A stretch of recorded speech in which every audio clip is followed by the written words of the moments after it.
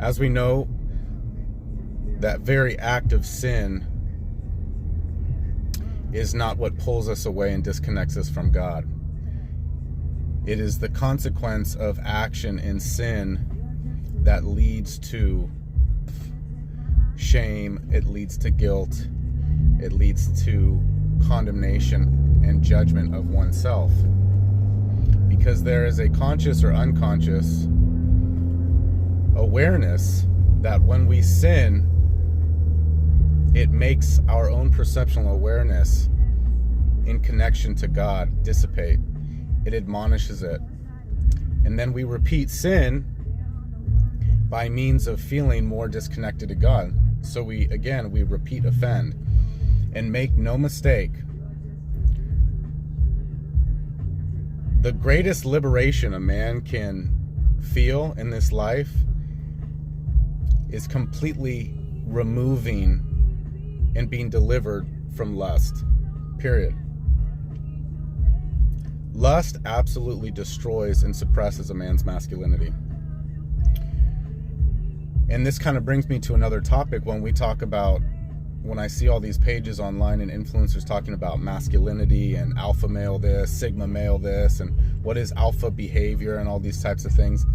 It's ultimately rooted within the delusion of man's beliefs, which is manipulation, destruction, and exploitation of power dynamics.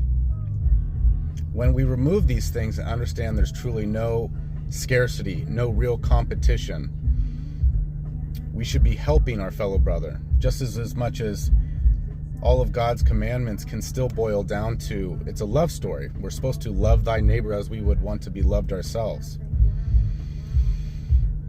And this whole alpha mentality is ultimately under the impression and illusion that we are looking to be externally validated and not being validated by the source of God, which comes from our internal state within the temple of God, our own vessels. Our careful, thoughtful, and intimate connection with God is everything. And when we are seeking external validation, be it another woman, family member, friend, co-worker, etc., we are giving our integrity, we are giving our power away. A man that is holding on to his loins, protecting his heart and protecting himself from even his own evil, being responsible for himself, his actions, and his ultimate